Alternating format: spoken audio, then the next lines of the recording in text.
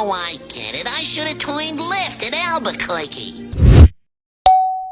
Wake up, partner. You're in Albuquerque, also known as Duke City. It's the biggest one in New Mexico. Founded in 1706 as a Spanish colony, the weather makes the city ideal to take to the skies, which is why it's known as the hot air balloon capital of the world. Route 66 goes right through the city, allowing you to check out Old Town Plaza. Old Town is the original site of Albuquerque, occupying an area a little less than a square mile. The center 10 blocks are the plaza, a layout found in other Spanish colonies like Santa Fe and Las Vegas. Prior to European settlement, many indigenous tribes like the Pueblo and Apache called Albuquerque home. Their cultures intertwined with Spanish clashes and settlement throughout the 18th century. Today, these influences can be felt in the shapes, art, and festivals that regularly take place, made possible by the city's 310 days of sunshine. This gives Albuquerqueans the ability to play golf in the winter or ski on world-class slopes year-round. If you're feeling high, that's because the Duke City has an elevation of 5,312 feet, making it the highest metropolitan city in North America. And even though the city is bursting with history, food, and culture, you know it for one thing. Yeah, this is gonna help big time with that!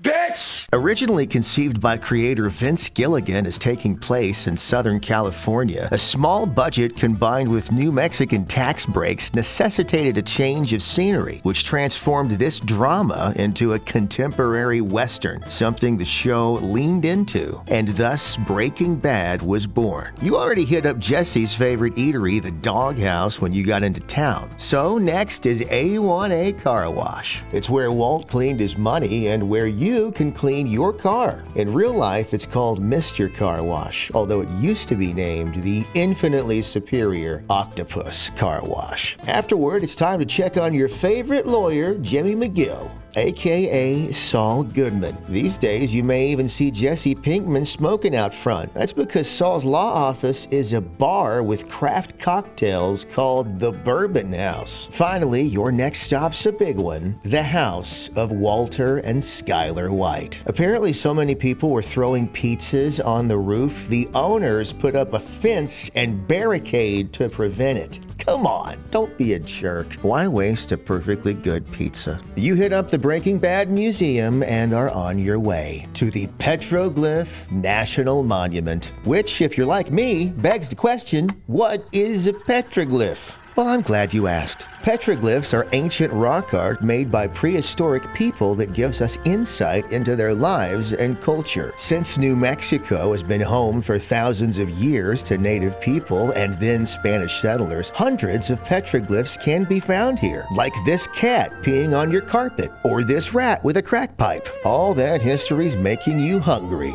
So it's time you get some fine local dining. Hey, Vern, what y'all having for lunch? Wow, Blake's Lottaburgers and a Coke. Blake's Lottaburger was founded in 1952 in Albuquerque by World War II veteran Blake Chancellor. His initial $5,300 investment in a small hamburger stand paid off, as today there are 75 locations in 23 cities. Blake's owns the majority of the property their stores are built on, as well as the construction company who builds them. More importantly, they helped popularize the green chili burger. In the book The Road, Jack Kerouac wrote, "No thing behind me, everything ahead of me, as is ever so on the road." And nowhere more does that ring true than the sun-bathed desert roads of New Mexico, where the blue, wide-open spaces fill you with a delusional optimism that makes you think anything is possible. You stop to get video in the pretty little town of San Fidel when a hot little number happens to catch your eye. She's a bit older than the gals you're used to, but that just means she's more mature. She's a 1955 Bel Air Townsman, and the owner is a cool guy. He stops by to show you his baby.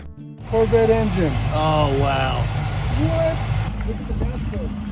Bow tie emblems all the way across the dash. Oh, that is awesome.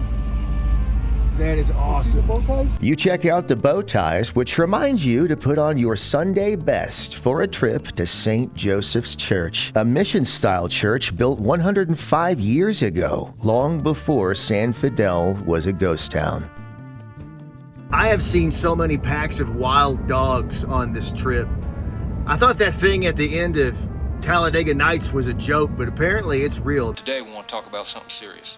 Packs of stray dogs that control most of the major cities in North America. This is a sunset you could watch forever, but the problem with sunsets is they never last that long. It's a familiar story as you roll through towns like Canton that were decimated by I-40. Grants, New Mexico began as a railroad camp in the 1880s and is known as the carrot capital of the world. I knew I should have taken that left turn at Albuquerque. New Mexico is one of the most gorgeous places you've ever been. Everywhere is a feast for the eyes, whether you're charging your vehicle, checking out old gas stations, or taking in awe-inspiring landscapes you've only seen in the movies. And speaking of the movies, that's where you'll be laying your head tonight. For as the dusk turns to night, you'll be joining other weary travelers in Gallup, New Mexico, and the legendary El Rancho Motel. This rambling three-story hotel was opened in 1937 by R.E. Griffith, brother of famed film director D.W. Griffith. Together, they encouraged early film production in the area, as the hotel was the headquarters for films like The Bad Man, Sundown, and The Streets of Laredo. The walls are adorned with photos of celebrities who called the El Rancho a temporary home, as are the hotel rooms with the names of celebrities who stayed there. And believe me, there are some heavy hitters who had sex behind these shallow walls. Well, hold on a second now. Money's not in my room. It's in Bill's room and in George's room. John Wayne stayed in this suite right here. Rumor has it the toilet is still clogged. It's the first hotel I've ever stayed at that has their own kicks. You do the Duke proud and have whiskey, steak, and a whole mess of sides. And cowboy on up to your fabulous hotel room, the Jack Carson, complete with authentic Wild West decor. And that whiskey convinces you it would be a good idea to put on a cowboy hat and learn right there to crack a whip. It's not a good idea. My buddy Blake ought to call these a lot of everything, know what I mean?